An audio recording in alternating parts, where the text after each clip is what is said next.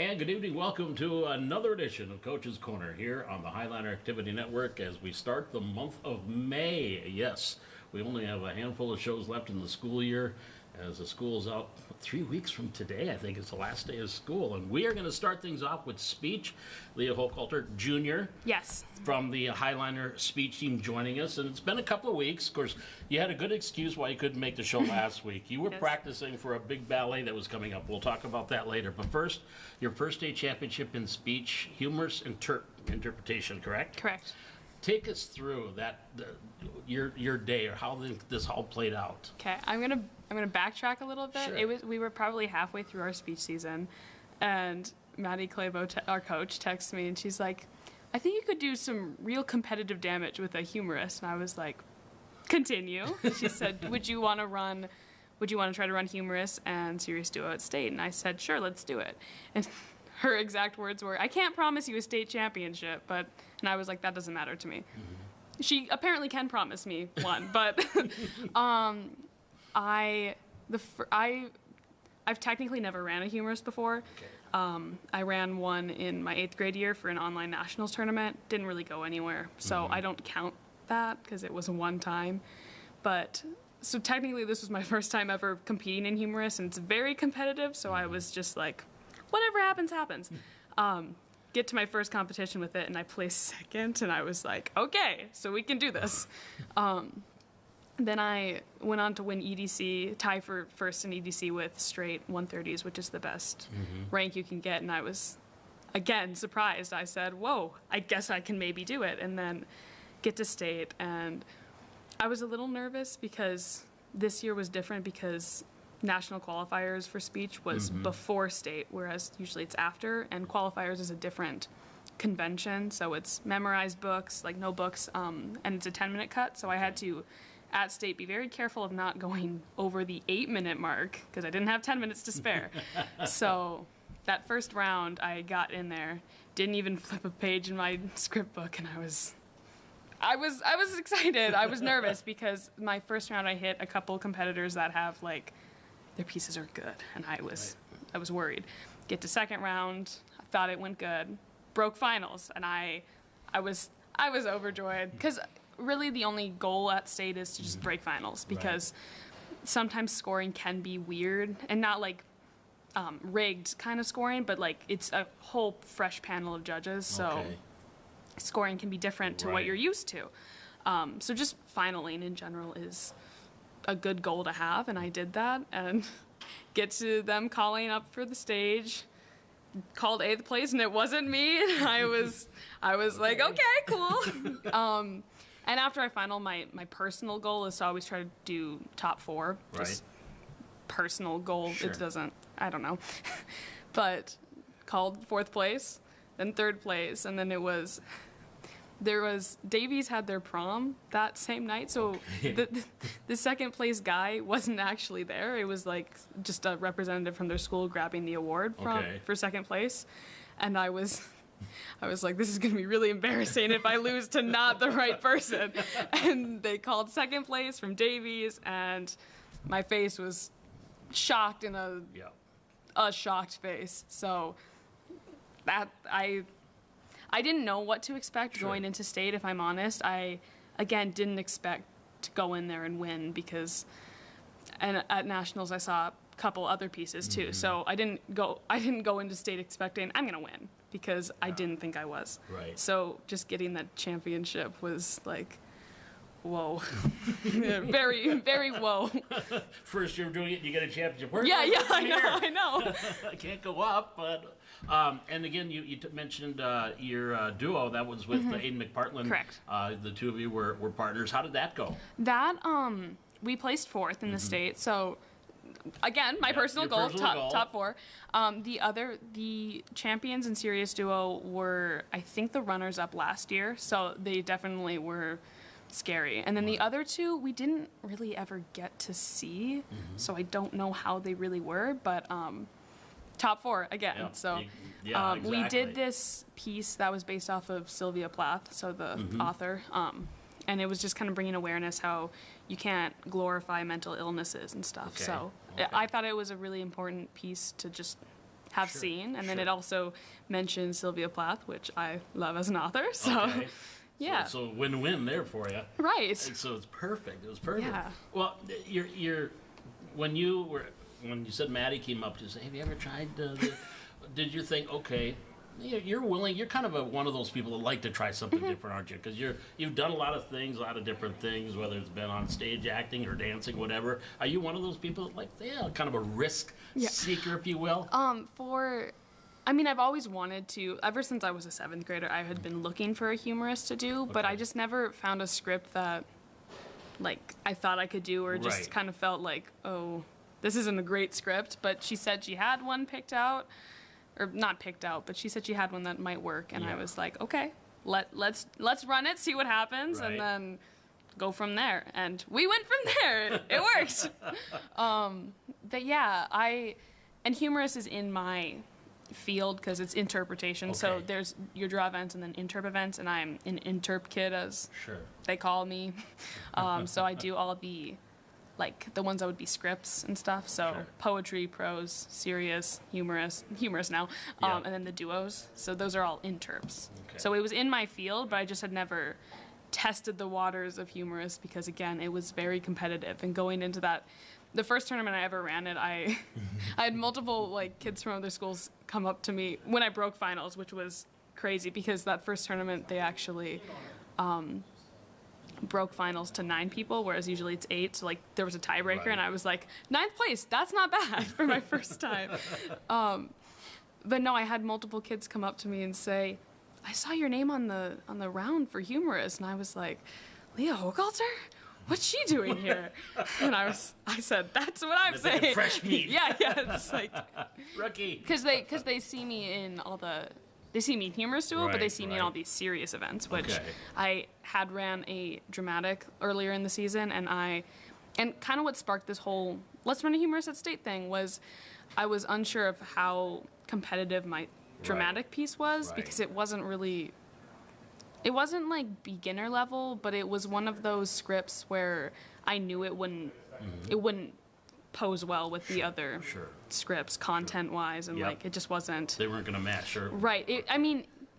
I performed it well, I placed well with it, but I was Right. like, if I want a shot at a state championship at all, this is not the piece that's gonna do it. Sure, So sure. kind of what posed the let's run the humorous.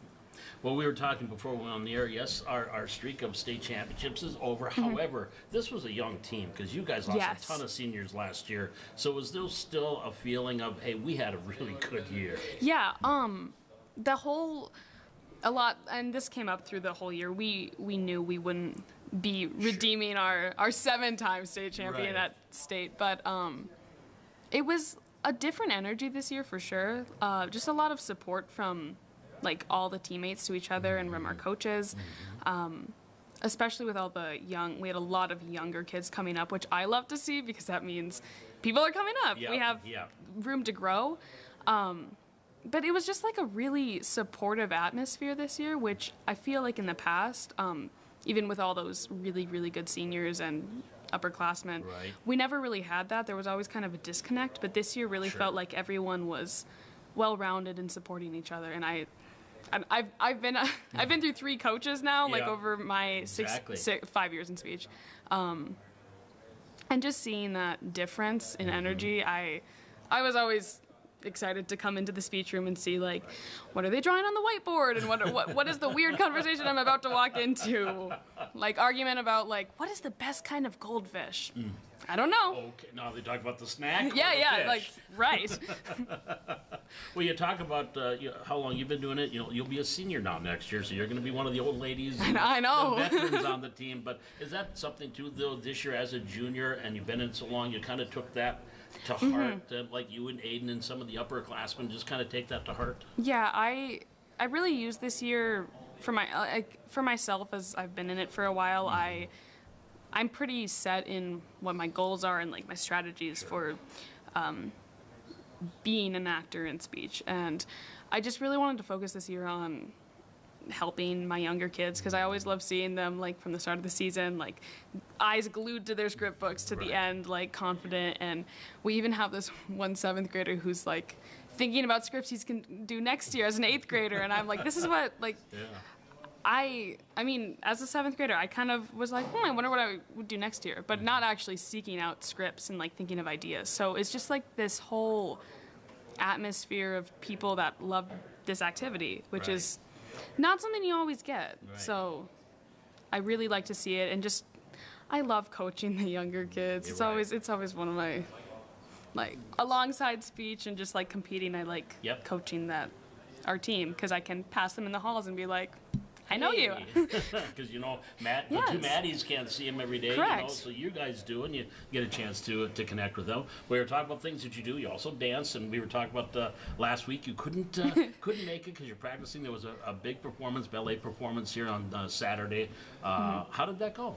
I think it went really good. We had, again, a different feel this year with a lot of younger kids doing ballet and stuff. But our whole show this year, we had a lot of, the new thing that Micaiah tried was these transitional songs. So as one song ended, people would dance on and dance off. So it was this really seamless flow of a show. And so there was no like awkward wait time. And it really worked because our show runtime was like maximum hour and a half, which is a good, you don't want to be sitting in a theater for like multiple hours for a Right. ballet show production thing. But no, it was really, it was good. It's weird because I wasn't at every practice because of speech, because why I couldn't make it last week was I exactly. sold my soul to the studio because I had to learn everything because I was very behind. Yep. But no, it was good. The costuming was great, and the song. I really loved the soundtrack that Micaiah picked out this year. It was a Right. lot of kind of cool movement, and it allowed for Sure. cool storytelling. Yep. And the whole show storyline was like dealing with your negative thoughts and just how to deal with those and process them in a healthy way, and overcoming challenges, which Sure. I thought was a cool message for Micaiah to incorporate, especially into younger dancers at Yeah. like 5, 6 years old too, like to start to understand how to deal with negative thoughts. Yep. And doing it through dance and music telling, it was fun. And she also added this prologue scene, which was cool. Okay. So it was no dancing, it was this it was called Believe in Yourself. It was some motivational speech with music underneath it, so it was just talking. Okay. But we had a couple, I think it was like six of our dancers, but they went out there on the front of the stage and they acted out this scene. So it was no dancing, it was just like acting, no talking. Okay, So it was okay. really cool, and it was a prologue. So it was a little different. So, and we also collaborated with the Valley Twisters Gymnastics. Yep, I knew So that was really cool to just get to see more faces that don't normally come to our studio. It was a good energy, and I like the direction we're heading. Yep. Just up and growing. And Have you been doing Including ballet that- since you were? technically, I started dancing when I was 3. Okay. Quit after I was 3, and Right. then Micaiah's studio was kind of born in 2015. Yep, so I'm yep. going into my 10th year, 10th year. of ballet. All right. 10 whole years. Well, it's telling stories through dance. Mm-hmm. It's not just up there doing your thing. Yeah. You're telling a Yeah. story, and whether you're acting or dancing, a story is being told. Well, again, Leah, congratulations on the state championship #1. Hey, now you got something to shoot for next I know. year. And as a senior, how are you going to be a senior? So I know.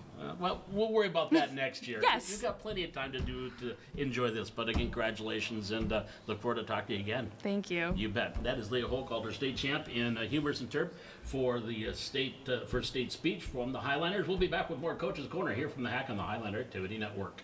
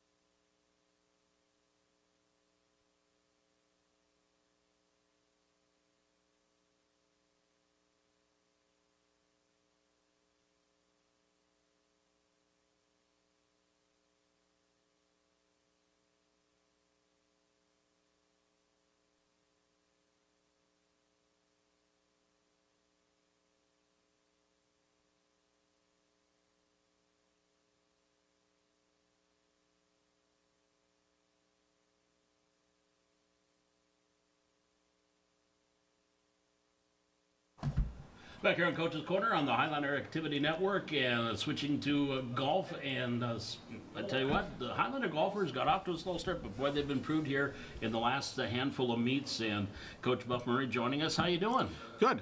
Got off Detroit Lakes Country Club. Now, this was a Valley City hosted meet, wasn't it? Yeah, well, we're hosting name only. Basically, Detroit Lakes did all the work setting it up. Apparently they've been good about hosting this meet. Back when I coached before, we used to host a meet up in Carrington because they like to use an 18-hole course. And in the meantime, it's been moved to Detroit Lakes. So, but we'll talk about that coming up yesterday at Detroit Country Club. Andrew Tang and carts a 77 and qualifies for state. How big is that? well, I think it's really huge for him to get it out of the way. Yeah. I mean, he's done. We're going to have another qualifier. It could be Monday. Looks like the weather's going to be kind of gloomy on Monday, but we have another opportunity. And realistically, he's our one kid that really had a solid chance of qualifying. And I think I put in the notes he was 9 over par after 8 holes, Yeah. and then he had 4 birdies and 1 bogey in the last 10. So kind of caught fire, and he caught fire when it was actually raining. So Yeah. we had 12 or 13 holes that the weather wasn't great, but it wasn't bad, and the rain was just, we were waiting for it to rain, and then it finally did it, and he fought through really well. He had a 78 the week before. I think that was a Kings Walk Yep. up in Grand Forks, which is also the host of the state tournament. And EDC. And EDC coming up in June, or end of May and in June. What is his strength? What makes him such a good golfer? I've only been around him a lot for about 3 or 4 weeks, but I've seen him. I live down by the country club, and I see him golfing all the time. He knows how to practice. He doesn't. A lot of kids just want to go bang the driver down the fairway, and they don't work on their short game. Andrew, a couple times on a few of the holes, was kind of throwing darts, and he had really short birdie putts. On the 3rd hole, it was, like I said, middle of the rain. I'm on the 4th tee box, and he put one within about 3 feet. And as his dad walked up, his dad pointed at me, and I said, "Yeah, I saw that. You didn't see my fist bump, or my fist pump." But no, he had some really good approach shots. Like I said, I saw him. He hit one about 10 feet on number 18. He started on 7, so 18 wasn't his last hole. But and then the 2 par 5s he attacked also. So he did a really nice job with his. If he gets within 50 yards, he's going to put it pretty close to the pin. And I know, speaking of his dad, he said he put a club in his hand when he was 4 years old, so he's been doing this for a long time. Yeah, and actually at Detroit Country Club, I was talking to his dad Chad, yesterday a little bit, and he said that Andrew's grandparents were there watching him, and they live probably 5 minutes from the course. So Andrew's played there a lot growing up with his dad and maybe his grandpa and some uncles and stuff. So he's very familiar with the course. This is a senior-dominated team, too. You have a couple of sophomores, Jack Leroux and Noah Tulp, sophomores, Yep. But for the most part, you got seniors that are doing the most of the scoring. Yep, I didn't know what to expect, coming in. I hadn't done it for a long time, and Yep. I know Zach Sikora went out. Sam Myers played I think the previous 3 or 4 years, Yep. so he was a kind of a known quantity, but Christian Butler, Zach Sikora, and Peyton Olson all went out, and it's kind of like, it's pretty easy to decide who's going to go in golf because the top 6 scores. It's cut and dried. There's really not a whole lot of subjectivity to it. So they've played well and surprised me a little bit. Christian's a big guy, but he's got a nice little short game, and he can hit the ball. He gets a hold of it. He can hit it a long ways. But like to see the scores come down. I know we had a couple extra guys go yesterday. Peyton and Colton Griebel actually was our 2nd best scorer. It didn't count. We're able to take 8 golfers to a qualifier. Sure. So he was number 7, which maybe he shouldn't have been, but but whatever. Going in, he was number 7. So Right. But we can switch that up, and we're going to take 8 to the next couple meets and try to figure out who our top 6 are going to be at the end of the year. Have you seen, aside from scores, some improvement in this team from that first meet to what you saw last night? Oh, definitely. It's just I think some of those, for our first meet, we only took 5. We had a kid that was sick in the morning, and we only took 5. And for 3 of them, it was the first time they probably ever played a competitive round of golf. Right. So there were some nerves, and that was some of the seniors. But like I said, they're seniors, but they've never played golf or competitive round of golf, I should say.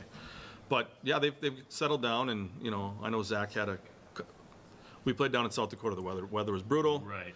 He had a really bad round. He was down on himself, and then he came back, and he's improved. And Christian's we've only had a few scores in the 90s this year, other than Andrew in the 70s and 80s. But one of those was Christian, and he can play a little bit. And Peyton had a nice round yesterday. Well, now it's Rose Creek, I think, coming up next week for you guys in Fargo. Rose Creek on Monday, full EDC meet, and then we go to Perham on Thursday.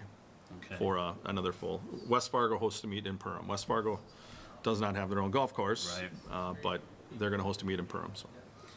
But at least you're getting some nice weather, so it's been, for the most part, nice weather. Oh yeah. Like I said, yesterday it was 50 degrees, and it was a Right. little bit of a breeze for a while, and so it's bearable for the kids. It wasn't horrible.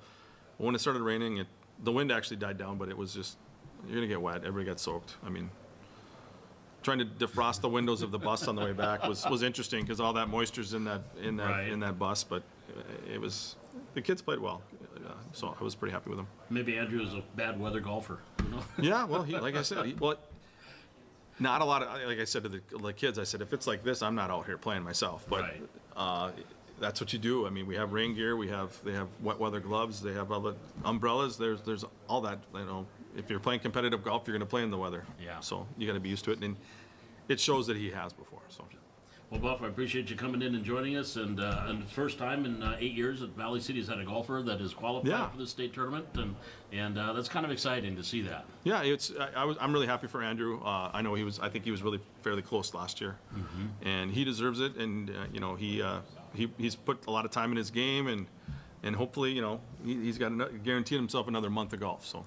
Appreciate it. Well, Buff, again, thanks for stopping by, and we'll look forward to talking again. All right, thanks, Paul. You bet. And that is Buff Murray joining us from the Highlander Golf Team. We'll be back with more Coach's Corner here from the Hack on the Highlander Activity Network.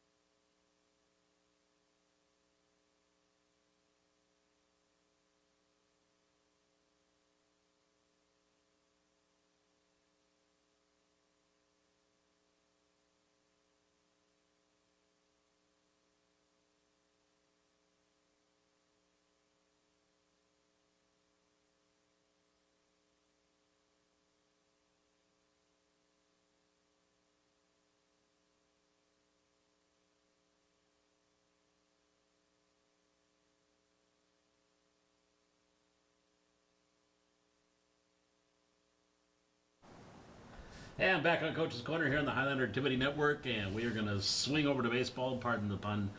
We are going to talk Highlander baseball. Coach Seth Soderholm joining us. And not very often I get a chance to talk to you just moments after a game here because of weather. We got a game here on Wednesday, Fargo North. 3-2 loss here, but let's just start off with Ethan Miller. I thought pitched a great game on the mound here tonight. Absolutely. That was one of the positives we touched on after the game. He threw the ball very well. He limited damage very well. Some hard contact, but overall he got some weak contact, got a lot of flyouts. that was good to see. Our defense played overall good game behind him. Had a couple double plays that were big. But yeah, Ethan was great today.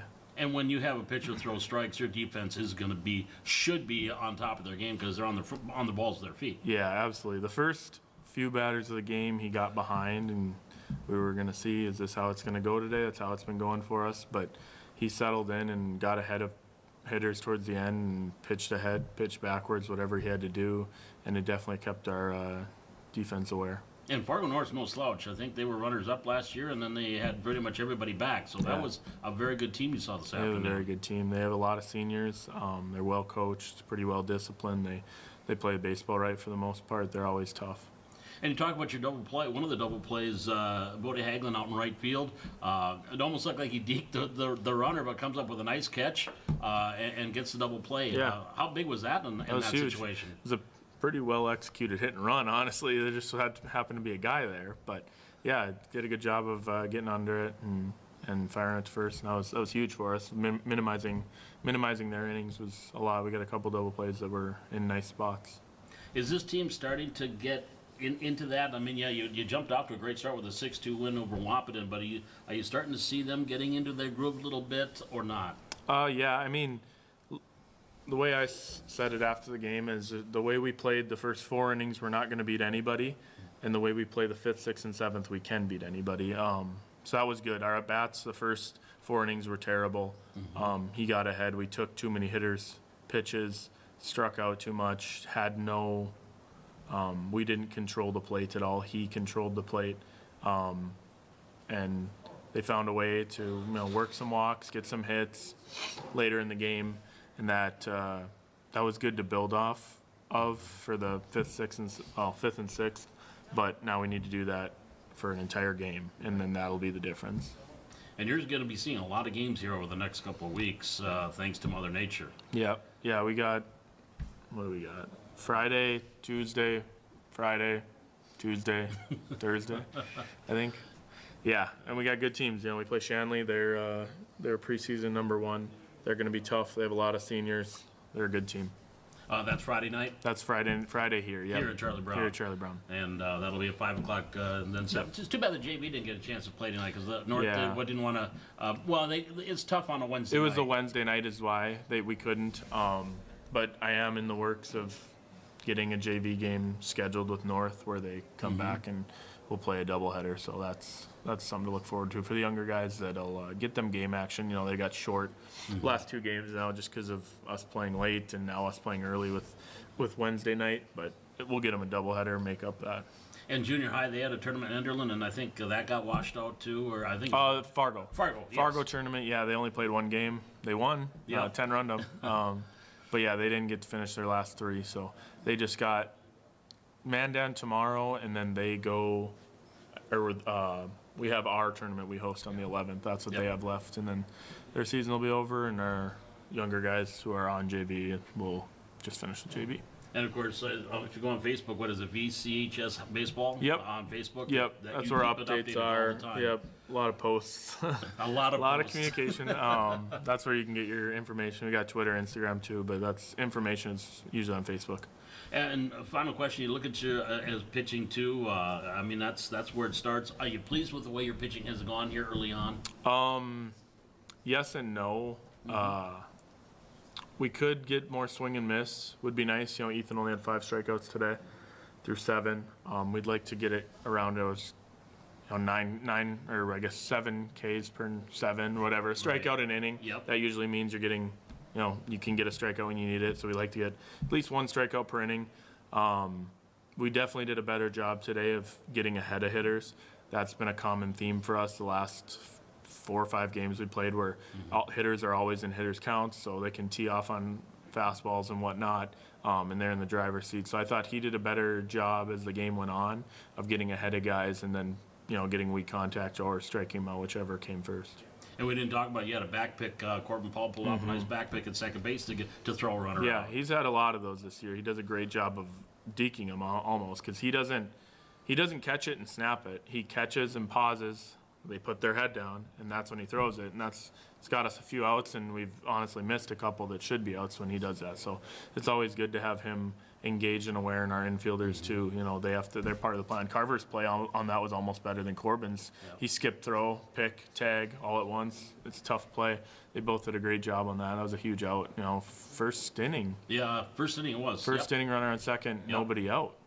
Or Correct. one out. Yep. Yeah, early enough where runner on second could change that game. You know, if they get ahead early. You know it's going to be a close game with the pitching. It's going to be a low-scoring game. Absolutely. But again, now Fargo Shanley coming to town here Friday night, and that's a 5 o'clock first pitch for the varsity. JV 7 o'clock all at Charlie Brown Field, and let's get back on the winning track here. Absolutely. Sounds good to me. All right, thanks, Coach. Appreciate it. Thank you. You bet, Coach Soderholm joining us in the Highlander Baseball. Back with more Coach's Corner from the Hack on the Highlander Activity Network.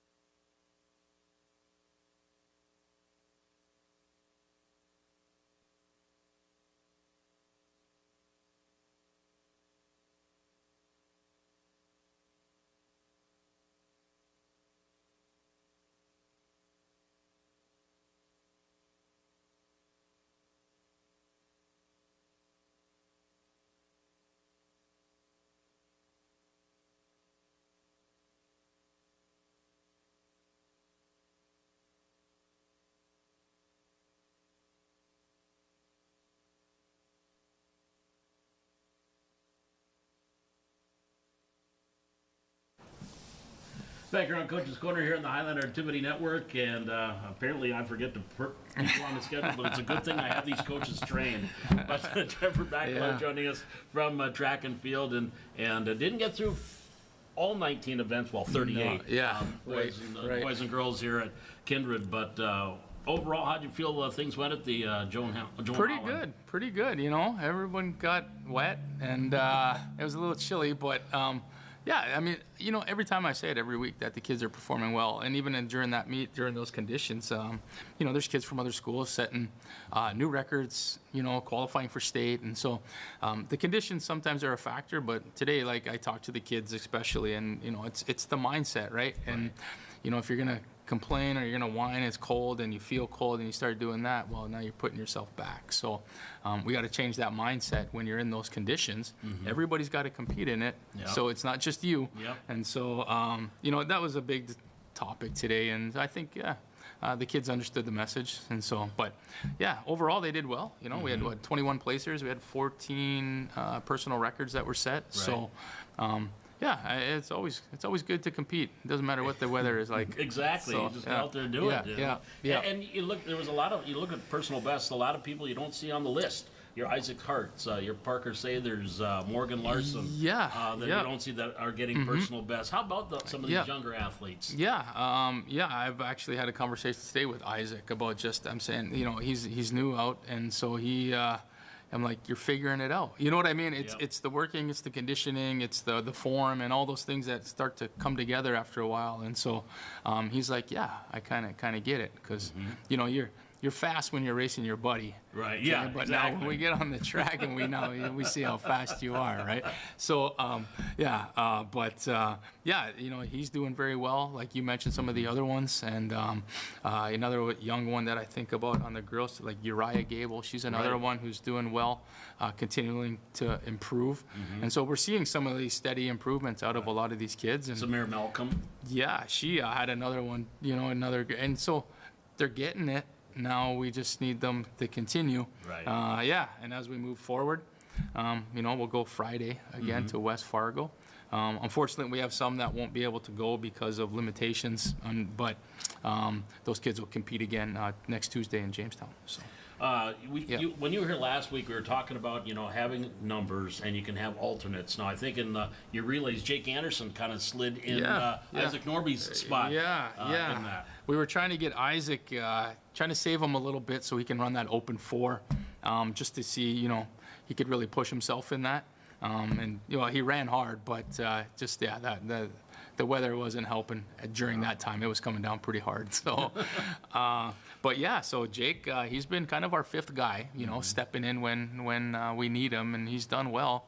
the boys 4x2 still qualified. They qualified again for state while he was running, so that was awesome to see. But he's been a great addition. He's another one that started young, and just over the years, he's really progressed and worked himself, from the bottom kind of the list, and then now he's working his way up. And yeah, he's a top 5 runner for us. So. Yeah. And Regenberg always seems to get into our conversation, but she didn't do the 800, no 16. She just did the 2 mile, the 3200 this time around.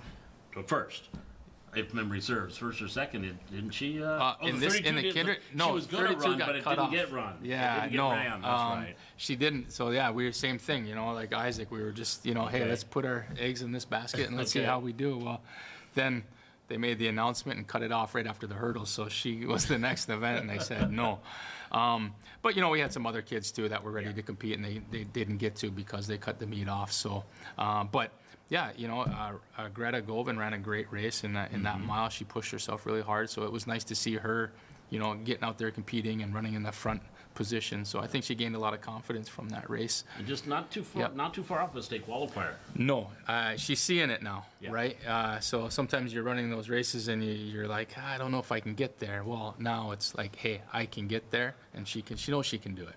So yeah, we've got a few kids I think competing on Friday that we'd like to see fill up some of those rooms that we still got to fill. So. Get lots more rooms. Yeah, that we do. If they're going to open them for us, we'll fill We them got up. them. I would love to. I would love to take about 25 to 30 kids to state if we could. So, but that number might be a little high. Might be a little low. A little Yeah, might high. be a little- A little lower. But now the Packer relays this Yep. Friday. What are you expecting here on Friday? Is a big group of teams coming? Or, Yeah, it's a big meet. Yeah, we get the same weekend as the Howard relays. So some teams will send, some of their top kids down there. But the West Fargo Packer, it's been always a great meet. It's kind of like a mini EDC meet for us, and you get a good idea of, kind of where you sit within the region. Very good competition, and so yeah, we're looking forward to there between the Class A, and you get some top level Class B schools in there as well. I think Moorhead comes over, and so over the years they've had some Minnesota schools come in, and it's always fun to see what's going on in this region, that region. And I want to say this meet, I can't remember, they had a nice Canadian team come down, I think, one time too. Okay. So we had a Canadian team at the indoor meet. Oh boy, those kids could run. Some could of them, run. Yeah. They could run. So Because I think it was a Canadian girl fun that to see. beat Britt Reagan in one of the races. Yeah. Some of those kids they're pretty good. But you got good kids all over, right? Right. And so yeah, our kids are able to compete, and that's the biggest. So you thing. run the same direction in Canada? Yeah. just They run backwards. Yeah. That's I'm awesome. just checking on that. That's just checking. awesome. But now let's So- see. Today's May 1st, so we're 12 days away from the blue and white and the last chance when that's Yeah. come up, and then it's getting ready for I've, EDC time. Had that discussion today with kids. Yeah, we were for a group of them. I said, you guys probably got about 5 practices left. That's going to be the end of the season for a small group.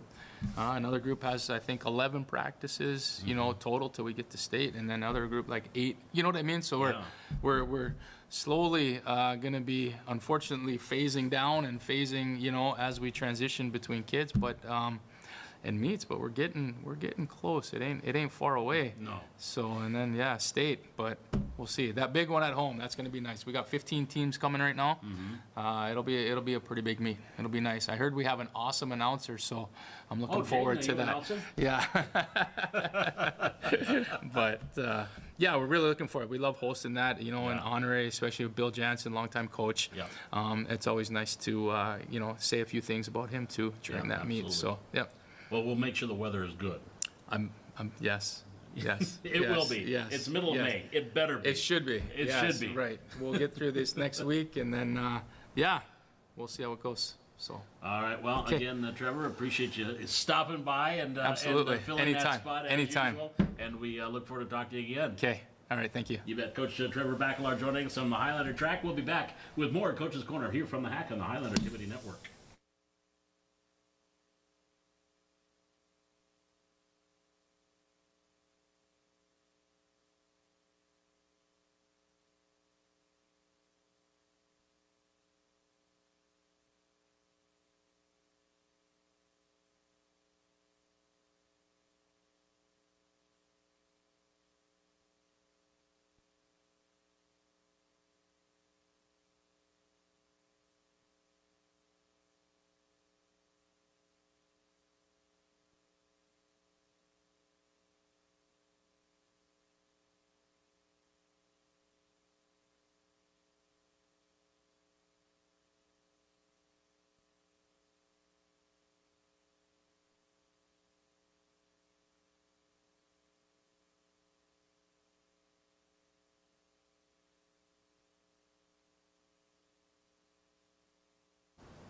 Back here on Coach's Corner on the Highlander Activity Network, and similar with baseball, we get to talk to a coach right after a win or right after a match for tennis. And Coach Matt Nielsen joining us from the Highlander tennis team. A Wednesday afternoon matinee for you guys today. First time in my career we've ever played on a Wednesday, but looking at the weather, it's like if we don't get this one in now we have to play 6 EDC matches over a 2-week time frame. We're like, nope, the weather looks good. We'll get them in. West Fargo was willing to come in, so we had a 1 o'clock match, and it was a good time.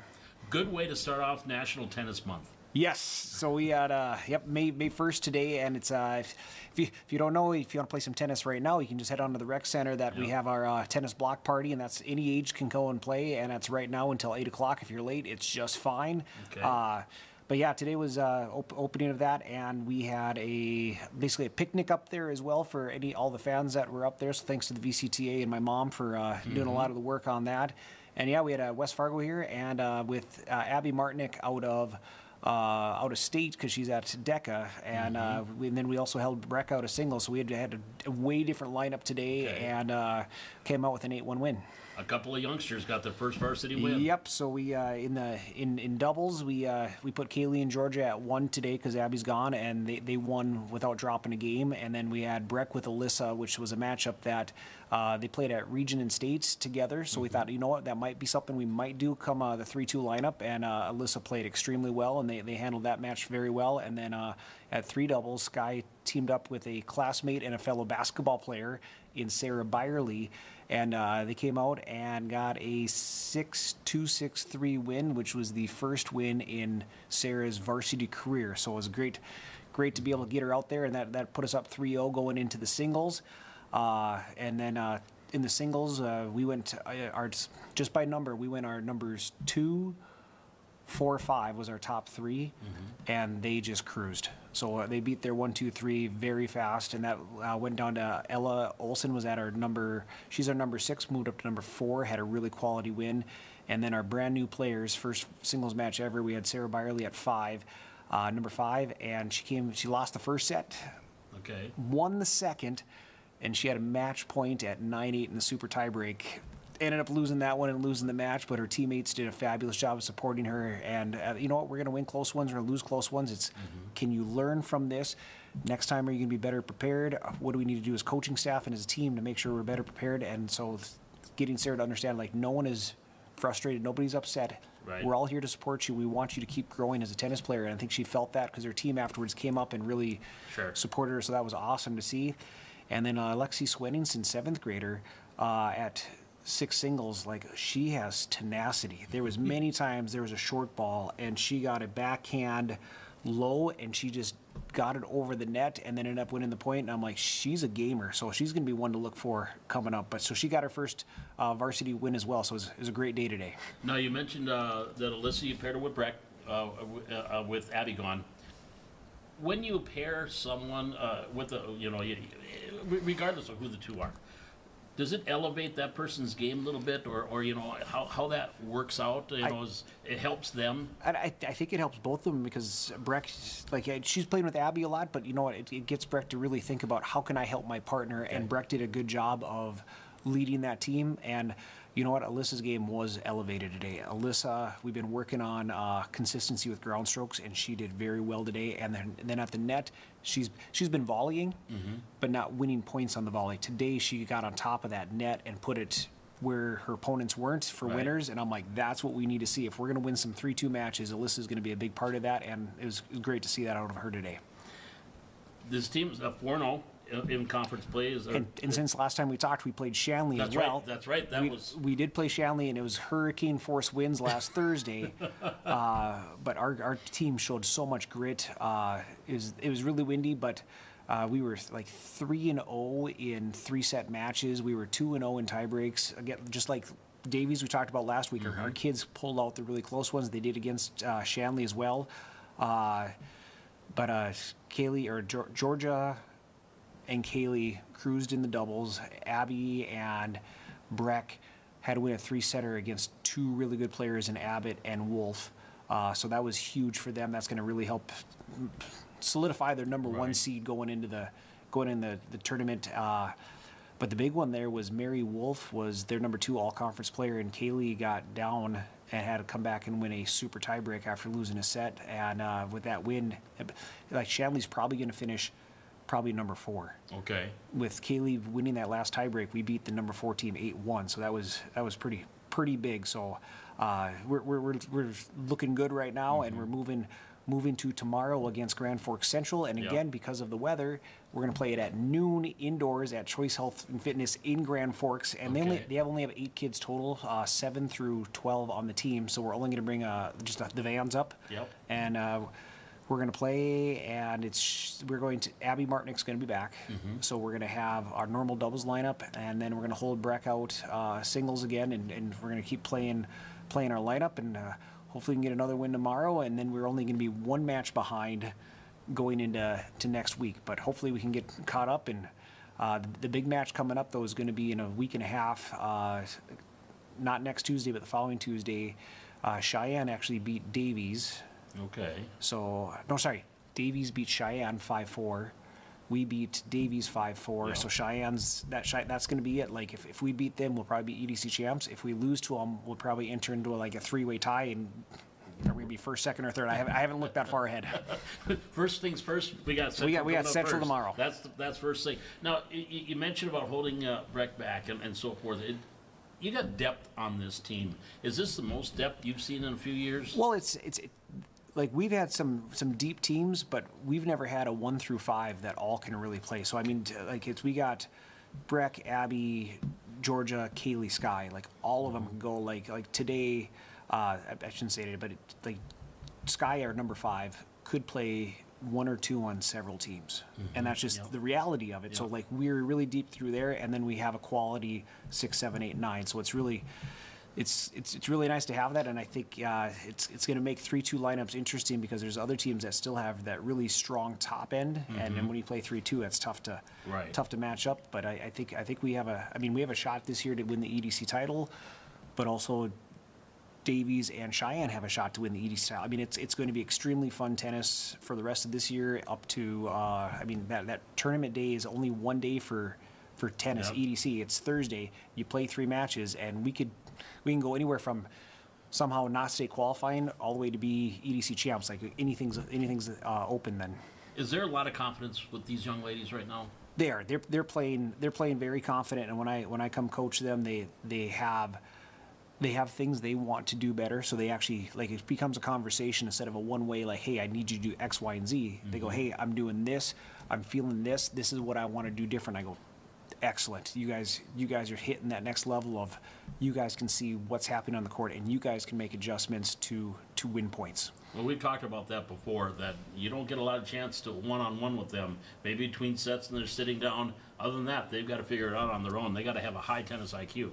Definitely, because in tennis, you get to coach on the changeovers for 90 seconds, but like once that game has started, you can't talk to them until the 2 games have ended, and then you can talk to them again. So yeah, you can't, like a basketball coach or a football coach, you can yell between plays or while they're playing, you can give them some feedback, but in tennis you can't. So they have to, it's all on them for those 2 games. And you know what? There's 6 courts, so like we're at Concordia, 6 courts. I was the only coach there, so you might not even have a coach there for 4 or even a set, because depending on how I'm rotating, you're gonna have to figure it out without anybody there. So you're right, Hess. If you're gonna pull out some wins, you better have some high tennis IQ. You're on your own, kid. Yep. Go get them.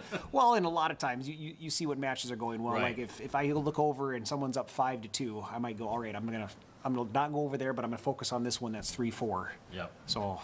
And I got to guess they're their own worst critics too. They know what they did wrong, and they know what they need to do to change it. Yes, and sometimes you got to get them out of their own head. Like, hey, yes, you did jack that one up. It's fine. You understood what you did, but don't let it bring you down. You have to be confident the next time that situation pops up to do what you know is right. Well, we got Central again Thursday, and then on Monday the 6th, one of our makeup matches is on the 6th. Yep, and so that'll be South at home, and hopefully we get that in, but it looks like weather then, and if we push that one back, we'll have to reschedule the reschedule of the reschedule, so that one might be the following Monday, but we'll just see when the time comes. But I'm just really glad we're going to get Central in tomorrow. so that way we end this week only one match behind, and I'm okay with that. If we enter the last 2 weeks only one match behind, we'll figure it out. Sounds good. Well, again, the block party is going on at the rec center. That's where I'm headed. And as soon as we're done here, going to head up to the rec center. That goes till 8 o'clock tonight. Yes. So plenty of time to get up there and check it out and play a little tennis and just talk with some of the people that are the forces behind Valley City Tennis here. And what a great association we have here in Valley City with the DCTA. No, they've been great, and they support everything the schools are doing. They support the Parks and Rec. They run a tournament. We do the block party, and they sponsor a lot of coaches clinics too, and it's a great association. And we hope anybody who gets involved in a positive program just start with the Parks and Rec with your kids, and then keep moving on through. I think we got the Junior Open coming up in July too. That Yes. they always that they have. Matt, again, continued success, and we'll look forward to talking to you next week. Thank you. You bet. Coach Matt Nielsen joining us from Highlander Tennis. Back to wrap things up here in Coach's Corner from the Hack on the Highlander Activity Network.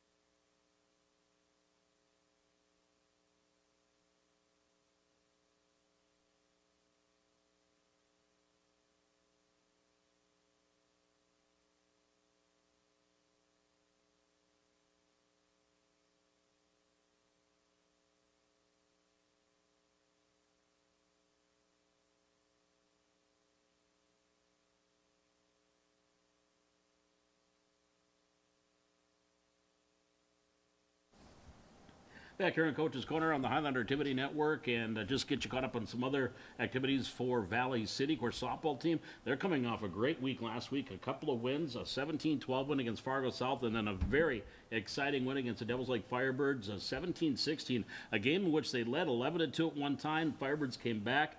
Firebirds scored in the top half of the, I think they scored 4 runs in the top of the 7th to go up 16-14. And then Valley City got 3 runs in the bottom of the 7th and won 17-16. So Coach Autumn Perry's crew now 4-4 on the season, 2-3 in the EDC, and 4-4 overall. Of course, they had games also washed out here on Tuesday night, and that game is going to be played here. I believe I'm going to say the 17th of May now is when that is a makeup date. But if you want to check out what's going on with Highland Activities, again, you just go to a Facebook page. They have a Highland Activity Facebook page, or Valley City Public Schools, and all the updates and all the changes that are going on with the weather are right there on social media. And we'll be back again next week. And, of course, we also have a band concert coming up here on Monday. So lots of things still happening in the final month of the school year. 3 weeks from today is the last day of school for some of these kids, well, for all of these kids, as a matter of fact. And some of them will be walking in the hack next door on that Saturday. But more on that a little bit later. But again, my thanks to all of our guests here tonight, and Coach Matt Nielsen and Trevor Bacalar and Seth Soderholm and Buff Murray, and of course Leo Hochhalter, state champion speech, and joining us here tonight for Coach's Corner. A great show tonight. We look forward to another one coming up next week. And as usual, thanks to Jaden Johnson, our technical director, and camera person. We'll be back again 6 o'clock next Wednesday night here at the Hack. It's Coach's Corner on the